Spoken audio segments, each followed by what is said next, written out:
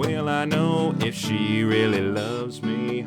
I say a prayer for every heartbeat. Now that everyone's ears are bleeding, my name is Brandon, aka the BrandoCritic. Let's move this microphone out of the way here. There you go. Whitney Houston, I Wanna Dance with Somebody. Is this movie actually worth watching? Now, I know what you're thinking. Another musical biopic. We have seen so many of these already in our time. Is this one really worth watching? Does this one stand out above the rest of the others? Well, let me quickly introduce myself and then I'll answer that question for you. Hey guys, my name is Brandon, aka the BrandoCritic. I hope you guys are still here. Hopefully my really terrible singing voice did not scare you away. But regardless, I was able to see Whitney Houston's I Wanna Dance with Somebody a few days early, and I'm here to give you my honest, no BS, non-spoiler review for you today and tell you if it's worth a watch. It's my mission to introduce you guys to great movies and to create a space here on YouTube where we can discuss them. So with that being said, have you guys seen the Whitney Houston biopic I Wanna Dance with Somebody? If you have, let me know your thoughts in the comment section down below. Again, guys, there's no right or wrong answer. It's only opinion. So make sure you stick around to the end so that you know my rating of the film, or else you might be going into a film that might not be right for you.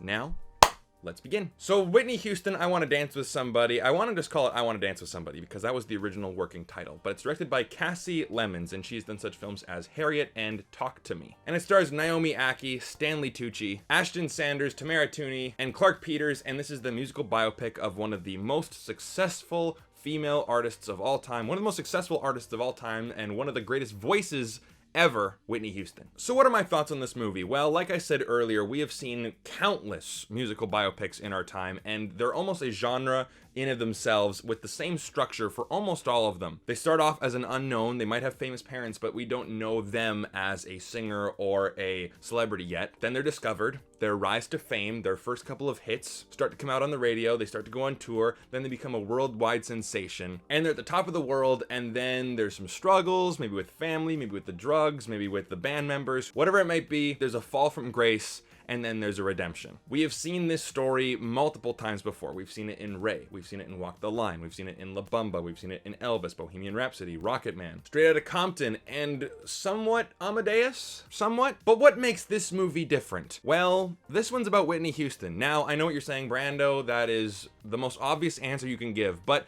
I do have a point to this. And this point sort of ties into the fact that I normally don't review documentaries on this channel for one simple reason. I can dissect whether a documentary really is engaging and the techniques in a documentary, but really, you're not going to be interested in it if you don't really care about the subject. If you really love the subject, then you're probably going to be interested in the documentary. And I was actually watching a little bit of the James Cameron masterclass, just a little clip about how he was showing the Na'vi. I do have a point to this, where he was showing the Na'vi, you know, flying the banshees around the mountains, and even though those moments didn't really progress the story, he wanted to see it. Therefore, he thinks that the audience would like to see it. And in this movie, if you like Whitney Houston and you want to see all of the highlights of her career and her life, then this is the movie for you, and you're gonna like this movie. I mean, you see everything. You see how she got How Will I Know, the song that I butchered in the beginning of the video. I Wanna Dance with Somebody, one of the best dance pop songs ever written. You see her film and get the Bodyguard movie. We see her cover of Dolly Parton's And I Will Always Love You. You see her sing the Super Bowl national anthem in 1991. Her 1994 American Music Awards performance, her marriage to Bobby Brown, her rehab, all of that stuff. And Whitney Houston is played by Naomi Ackie. Yes, Jannah from Star Wars The Rise of Skywalker, the cinematic opus which is Star Wars Episode 9. She's fantastic in this movie, and I really do think that she gets the mannerisms and the look down pat. There were a couple moments where I'm like, I don't know if I really see her as Whitney Houston, but then we see her in the How Will I Know outfit, or the outfit that she wore when she was singing the national anthem at the Super Bowl, and I'm like, that's Whitney Houston. Or how she's acting with Bobby Brown. It's like, it's Whitney Houston. She really sold the performance, and I thought she was fantastic. And it's a shame that I don't think she's gonna get any Oscar nominations or any awards buzz, because honestly, even with this movie, I hadn't even seen a trailer for it. I haven't actually seen anyone really talk about it. Maybe it's because the people I'm talking to on the internet are just talking about Avatar: The Way of Water still. Who knows? But I don't think that this movie really has a lot of hype around it, which is a shame. Also, if you like this video so far,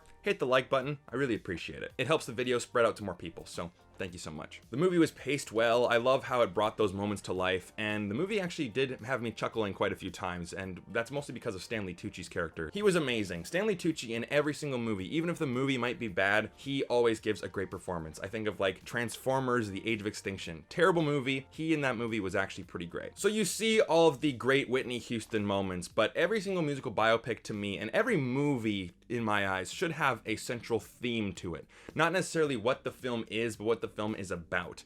And I think that this movie is about not letting others define who you are and about addiction. Of course, Whitney Houston tragically passed away. Spoiler alert, I guess, for the movie because of a drug-related accidental drowning. But in terms of not letting others define who you are, that is a struggle for a lot of people. And it's been a struggle for me for a long time because Whitney Houston, I'm not comparing myself to Whitney Houston in any way, shape, or form, but she was always told what to be from everyone in her life, almost everyone in her life. The movie starts off, you see her mom is like, no, you gotta sing like this, you gotta sing like this, you know, you gotta sing from your head, your heart, and your gut, you gotta sing like this, sing like this, sing like this. This is what you need to do. Her dad, no, you need to look like this, you're my little princess, you gotta be seen with this person, you gotta do this, you gotta make this much money so I can buy this kind of stuff. Her dad was really manipulative, and you see that in this movie. Not at the forefront of the movie, but you do see hints of it here and there. I wish they actually did explore that a little bit more. And even in the public, oh, she's not black enough, she's too white, she's not white enough, she's too black. Whatever the case may be, it's not enough. It has to be more and more and more and more and more. And that constant ridicule and constant needing for improvement, especially from the public eye, mixing in the ego of being a superstar, being told that you have the most incredible voice ever and you are the highest selling artist.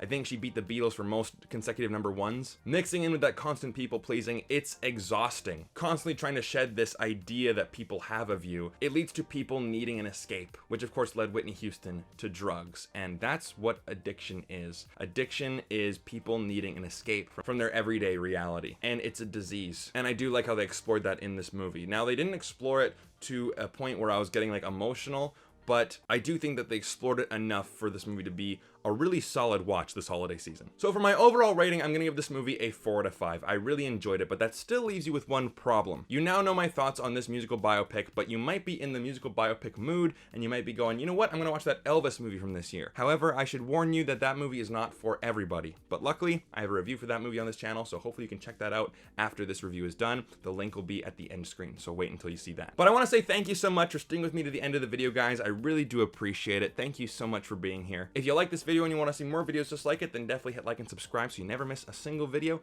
And if you really want to support the channel and join our exclusive community, then join my Patreon group. The link is down below in the description. We have movie nights every single month, and I give you guys movies every single month. So if that interests you, then definitely click the link down in the description.